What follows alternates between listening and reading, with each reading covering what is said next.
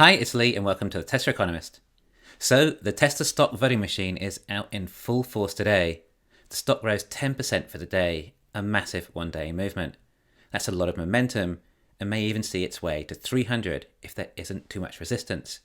And perhaps if some of the other events might also occur to further increase the momentum again, like a Cybertruck delivery event announced, or Elon actually acknowledging a Model 3 refresh has happened and it saved 5% in costs or something.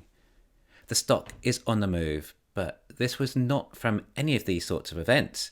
In fact, as far as we know, the company is pretty much exactly the same as it was yesterday. Except Adam Jonas from Morgan Stanley has changed his price target for Tesla from $250 all the way to a massive $400. Tesla's stock price was pretty much $250 at the time and then jumped to $273 in the day. That's a massive jump for a price target, a 60% increase just like that. Now, for someone to suddenly become this more bullish on Tesla, there must have been some massive event like Gen 3 reveal or margins looking better or at least some new announcement. But no, it is instead due to Adam Jonas becoming bullish on Dojo and deciding that there is a lot of potential benefit from the AI training system for third parties as well as Tesla. Now, I do perhaps say that a lot of the hyperbulls on Twitter are likely too bullish, but in their defense, due to their passion, they will research the company to all depths of their area of expertise, certainly not to the extent that a single stock analyst would, especially if they have no invested interest, and has to follow perhaps a dozen other companies too, compared to someone who is absolutely passionate about Tesla, Elon Musk, makes 6 figures a year talking about it, and has 7 figures worth in Tesla stock. There is no competition. And many of them have known about the potential of Dojo for a long time and had similar thoughts as to this. In fact, I think a lot of it started from the shareholder meeting last year with Elon literally talking about the potential of Dojo then. However, the stock did not react to Elon talking about it, yet it reacts to Morgan Stanley. Now this also goes into what I was saying about the Model 3 Highland, that a new Model 3 has been launched and will increase margins, increase demand, and increase profits, yet the stock price didn't react. Other events in the past, like when Tesla first hit volume production with the Model 3 in Fremont, which meant that gross profit could finally get higher than operating expenses and Tesla could clear a net profit, and thus the stock price would rally, except it didn't until it was later seen in the financials. The market doesn't understand this company as well as the bulls, those who spend their time studying this one company for the reasons I mentioned. Of course, it is to a highly manipulated stock, and this is all part of it, as it is hard to discover what is the tangible valuable. The fundamentals are not in play here. It is the story and the potential FOMO.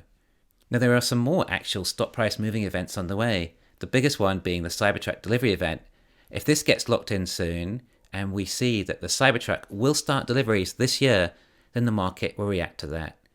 By the looks of what Giga Shanghai did in August, the Model 3 Highland had minimal disruption somehow when it came to production, and with there also being inventory, then deliveries and production for Q3 may not be as bad as the market priced in. This was the main reason for the stock to drop once it almost hit 300 on the earnings call when the shutdowns were announced. An obvious overreaction for a start, but the fact we get the Highland out of it means it was actually a positive anyway. I don't believe that reaction has totally recovered yet, so Q3 results should sort that out, which will come out in just a few weeks now. Then the earnings report and call, which is hard to know what direction that could take things at this stage. There'll be some big questions, at least I hope, about the next factory and Mexico, hopefully along with some 4680 update finally. I think we might have a similar situation this quarter as last, how it basically ran up to 300 until the earnings report and call, and from there it will likely come down to the earnings call again. This time it may very well break 300 and could run to mid 300 if there isn't too much resistance. I mean, Adam Jonas is saying 400. 300 is still a little way off 400. However, like I always say, it's all going to take time for Tesla to mature and start to increase in the financials. Right now it might seem positive and there's lots of potential, and the market is more focused on the longer term with FSD, AI and Dojo, but then sentiment can change quite quickly, and instead it focuses on price cuts and margins get lower or demand issues, the shorter term things. The market is fickle, and like I say, it's a manic depressant with bipolar disorder. Nothing has fundamentally changed at Tesla except for sentiment right now. Yes, there is so much potential there with massive amounts of income, but we don't even know how Tesla plan on making more EVs at this stage. We thought we did. We thought there was going to be a new factory in Mexico that would make a new model, but now we don't even know when that will be. It could be delayed for years. So we hope that there will soon be an announcement of another factory that will build this next model. Or we have 2 other factories only at 1/3 of capacity. Perhaps these could ramp up, if not with 4680 cells, then other alternative cells.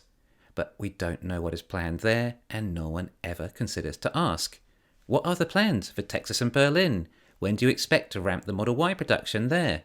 What analysts should be talking about is the fact that the Model 3 Highland could increase margins by perhaps 5%, which is a conservative number based on what most in the community think. And then a similar update would be seen in the Model Y, implying margins up there as well. And that would pretty much mean operating margin is 50% higher than it was last quarter, i.e. profits should be up 50% sometime next year when the Model Y update happens. Just from those 2 updates, and that's with conservative numbers. These are the fundamentals to look out for in Tesla, but they don't seem to impact the stock immediately. It's more to do with other noise, like Ford and GM using Tesla charging stations, which is going to increase revenue by hardly anything. Do you see? It doesn't really make sense, does it? The fundamentals will keep the base value of the business, and then there is all the FOMO value of all these other amazing ideas that may or may not come into fruition, or maybe solve next year or next decade. No one really knows, but the stock price will be a roller coaster in the meantime, as if these potential ideas come into fruition, they could add a 0 onto profits. Then equally, there is some bad news like shutdowns which reduce profits by hardly anything compared to the actual valuation of the company, let alone the drop in share value that we saw just for 1 quarter having a small shutdown. Although Elon did call it an international factory shutdown, and so many inferred it to mean that all factories are being shut down, whereas I said it was likely just Model 3 in Fremont and Shanghai, as it is required for the Highland. Hence, why not much production was lost last month. Anyway, I was right about that, and the market overreacted to an insane degree. I think the Q3 figures coming in will alter all of that, and it should get a bit of a surprise. Then some other events could suddenly occur that the market seems to really validate, like Ford adopting Tesla FSD, even though it probably wouldn't be until 2025 or something. The market seems to love these things. Anything that further validates Tesla. We even had Elon mention the Gen 3 car on Twitter the other day, about whether the Robotaxi 25K will be Cybertruck inspired, and Elon said no, but it will look like the future. But who knows when we might get a reveal for that. Anyway, it was a great day for the stock. Hopefully this rally continues, and who knows, maybe we actually do see 400 again before the end of the year. Stranger things have happened.